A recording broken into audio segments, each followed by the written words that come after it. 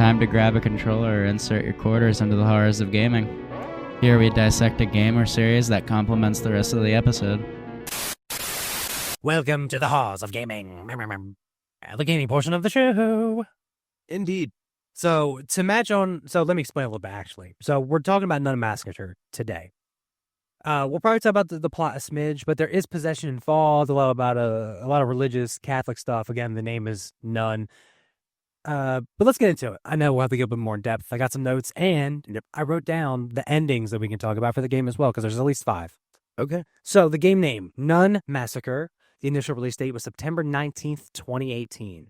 Completion time was 2 hours to 4 hours, according to howlongtobeat.com. Platforms, a lot of them.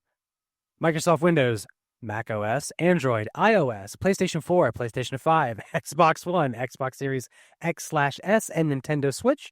Developers, Papa Combo, shoutouts.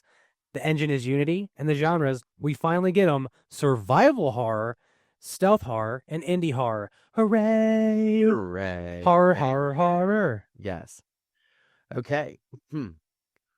Nun Massacre follows Mrs. McDonnell as she travels to a boarding school after receiving word that her daughter has become ill, only to find herself trapped and hunted by a murderous nun. The gameplay is built almost entirely around stealth and evasion. There are no reliable combat options, so survival depends on hiding, escaping, and learning the environment. One of the game's defining mechanics is unpredictability. Item locations, enemy encounters, and roll routes can create a different experience from one playthrough to the next. The audio design plays a huge role too. Your constant listening for movement includes about where the nun is, which creates tension even when nothing is happening on screen. My shit's kicking in too, by the way. Visually, it embraces a low-poly PlayStation era aesthetic. Love it. That style isn't just nostalgic, it limits visual clarity and makes the environment feel more threatening. And unlike many modern horror games that rely on scripted scares, most of the fear comes from the player knowing they're never fully safe and never completely in control of the situation.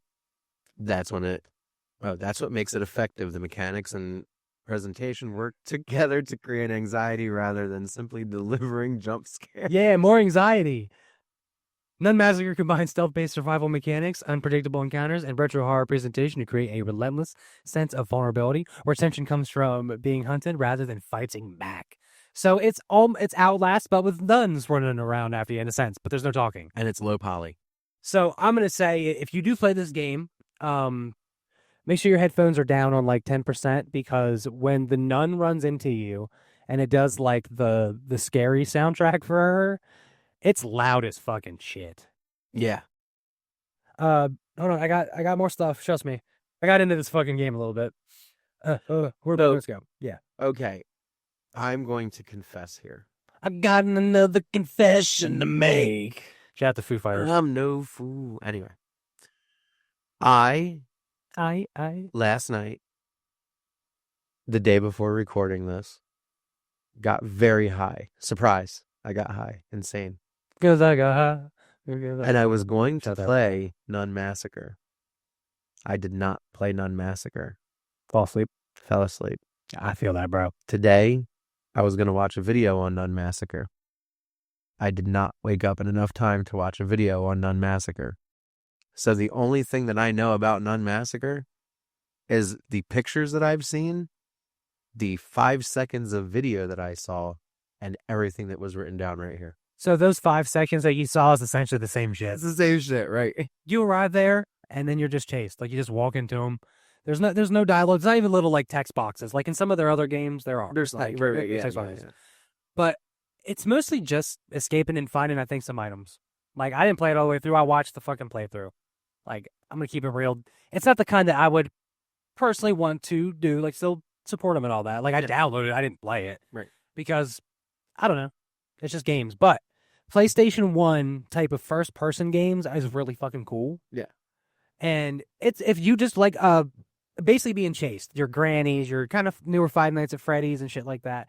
You like being chased around in a cathedral-esque, boarding school kind of thing. Yeah. It's cool. Other than that, it's low poly stuff. It's like you're playing your PlayStation 1 games all over again with more. And the other games have tank controls. This is more modernized, so it's a lot more built for like playing on your computer and stuff like that. You can play your console. It's a little wonk. I did watch some gameplay of it. It looked a little bit more chunky, but there's not much potatoes too. I can tell you the endings though. I was gonna say There's spoilers yeah, for that. I want to know about the endings because from like I said, I did like the art style. I did like the pictures. I did like the screen caps that I saw. It looked really cool. And that's legitimately the reason why I had gotten so high last night because I was like, man, I can't wait to It's play fucking this fucked scary. up. Like, I was like, I cannot wait to play this fucked up, especially considering it was only like a couple hours. I was like, shit, man, I got this. I did not have this. But I would say it definitely like keeps up. Like honestly, it's better than some like I don't know AAA horror games. Like they definitely keep up. I really enjoyed this That's good. company. That's good. So the endings. So the mother. So this is McDonald goes insane and buries herself alive. Shit. Ending 2, she gets trapped in a reality-bending vent and is killed by the little creature that you can find. Ending C, the mom slays the nun. So who you're playing as, by the way. So your character buries herself alive. The second one, she gets eaten. In the third one, you beat the nun. You burn her alive by Bungo the Clown, which is from another game called Evil Clown Circus. Look that up. Blah, blah, blah. You have to bring your lighter with you that you find, I think, like 20 minutes in. Ending D, your character gets herself trapped in a room with a nun filled with acidic vomit, killing her. Jesus. And the non-standard ending is your character gets trapped in a barbed wire pit and the nun arrives moments later killing her. She just like always dies. So she except one. Yeah, the only ending is wow. Wow. But it is like you're just running away most of the time. Yeah. You're crawling through vents. Every time you think you're in a new area, she's like right there on your We have a visitor. tail. We So do have shout a out. story. Shout out. It's not a bad game. It's not like the greatest one ever, but if you want something that's like low res and isn't like burning your eyeballs out with all the frames and shit, it's a good game to play. It shows that like even PlayStation 1 type of graphics can keep up with a 4K game. Yes.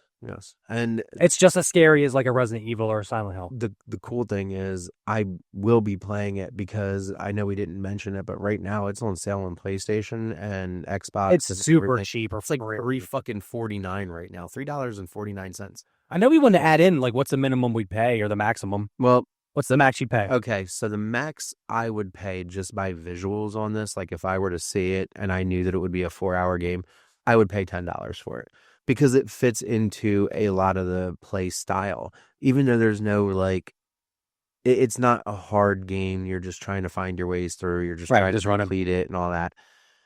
I would still pay $10 for it because I fucking paid $10 for bullshit in Jetpack Joyride fucking 10 years ago. Yeah, we've all bought, but like some games have a kind of exactly. Like what? And this goes into the same thing of what we were saying about Nosferatu and Satan. Yeah. I've spent more money on less. So if I'm gonna get 2 to 4 hours of enjoyment for about $10, hell yeah. absolutely. You know, we're gonna see Backrooms today. That's not even going to be 2 hours, and it's going to cost $100 fucking. Yeah, because it's expensive as shit to go to the movies. You know, right? Like, so that's kind of where I base it. You get what I mean? And it's repetitive. I can beat it 5 times. You know, like I would replayability. yeah, I'd give it. sure. I'd say about 10 to 12. Yeah, maximum. Yeah, definitely. Especially the support Puffin combo. Shout outs. They got a shit ton more games too. So yeah, they do. You'll hear that name a lot. Trust me. Yeah, absolutely. Because that's a whole new fucking thing that we can utilize, especially if they're most A lot of combo them games match are- movies. match movies, yeah, and obscure movies too. Like Shout out to what is it? Drill Massacre. That's one of them. That's Yeah. a good one. That's got a full story. Yep. As a matter of fact, I know what that would fit with for a future episode. Hostel. I don't know. For one of the earlier episodes when we redo our earlier Attention. ones. Halloween. Halloween. Oh yeah. Guy looks just like him in a Looks sense. just like him, So right. shout outs. To Loomis, yeah. Is that my no? There's one. Hold on. That was Horrors of Gaming. That was Horrors of Gaming. On to the end.